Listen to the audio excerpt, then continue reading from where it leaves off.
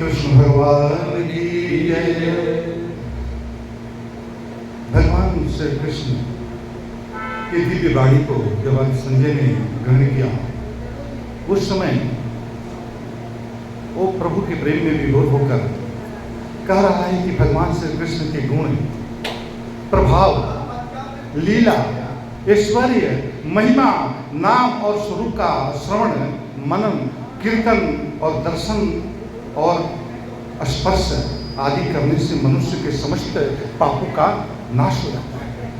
समस्त पाप उसके नाश हो जाते हैं। भगवान की ऐसी लीला है।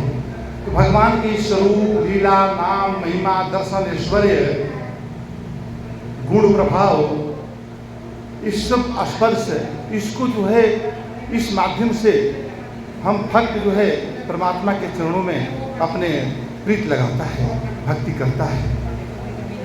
और वे अपने भक्तों के मन को चुराने वाले हैं। भगवान ऐसे करुणा सिंधु हैं कि वो अगर भक्त एक कदम भी परमात्मा के चरणों में अपना लगन लगाता है तो उसके ऊपर अपार करुणा की वर्षा करने लगते हैं, उसके जीवन को धन्य कर देते हैं, उसके जीवन के हर समस्याएं, दुख, दर्द को मिटाने लगते हैं, उसके जीवन में सुख, शांति, समृद्धि, कल्याण का मार्ग प्रशस्त करने लगते हैं। तो ये बताते हुए कहते हैं कि मुझे बड़ा आश्चर्य हो रहा है। संजय बोल रहे हैं, मुझे बड़ा आश्चर्य हो रहा है कि भगवान के अक्षय दुर्लभ और दिव्य स्वरूप का दर्शन मुझे कैसे हो गया। ये मेरे लिए बड़ा सौभाग्य की बात है। मैं उसके पात्र नहीं था।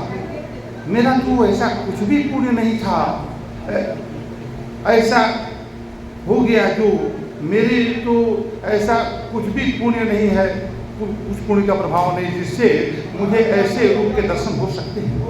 मैं तो अर्जुन जैसा भी नहीं हूँ। इसमें केवल मात्र भगवान की दया ही कारण है, जाति कृपा पंग गिरलानी। दूसरी जगह बताते हैं कि राम कृपा बिन सुलभ न सोई। परमात्मा की कृपा के बिना परमात्मा के प्रति हमारा ध्यान आकर्षित नहीं होता है, हमारी लगन नहीं लगती है, हमारा उसके प्रति आकर्षण नहीं बनता है। तो ये परमात्मा की कृपा है। वही बता रहे हैं, कहते साथ ही उसके उस रूप के अत्यंत अद्भुत दृश्यों को और घटनाओं को याद करके मुझे बड़ा आश्चर्य हो रहा है। आगे कह रहे हैं कि भगवान श्री कृष्ण समस्त योग शक्तियों के स्वामी हैं। योग शक्ति, तो योग शक्तियों के स्वामी हैं। वे अपने योग शक्ति से क्षण भर में समस्त जगत की उत्पत्ति, पालन और संहार कर सकते हैं, क्योंकि उनके अंदर जो है योग शक्ति सारे सृष्टि को उत्पत्ति, पालन, संहार करने की होती है। वे साक्षात नारायण भगवान श्री कृष्ण जिस धर्मराज युधिष्ठिर के सहायक हैं, उसकी विजय में क्या शंका है। जहाँ सूर्य आज अंत में संजय कह रहा है कि जहाँ सूर्य रहता है प्रकाश उसके साथ ही रहता है, उसी प्रकार जहाँ योगेश्वर भगवान श्री कृष्ण और अर्जुन रहते हैं, वहीं संपूर्ण शोभा, सारा ऐश्वर्य और अटल न्याय, धर्म, ये सब उसके साथ साथ रहते हैं। और जिस पक्ष में धर्म रहता है, जिस पक्ष में धर्म रहता है, उसी पक्ष में विजय होती है। हमेशा धर्म की विजय होती है। धर्म थोड़ी देर के लिए भले ही धीमी हो जाए, लेकिन धर्म का हमेशा विजय होती है। तो मनुष्य को यहाँ पर ये बता रहे हैं, पहले बोलते एक तो धर्म और दूसरा मम। यहाँ पर अंतिम जो है श्लोक का जो है आता है नीतिमर्थिमम। तो ये मम जो है धर्म, धर्म क्षेत्र कुरुक्षेत्र, धर्म और मम, ये दोनों का संयोग होने से मम धर्म। तो ये मम धर्म का जो संपादन यहाँ पर भगवान श्री कृष्ण करने जा रहे हैं कि सब मनुष्य का अपना अपना धर्म है और सब अपने अपने धर्म पर कर्म करना चाहिए।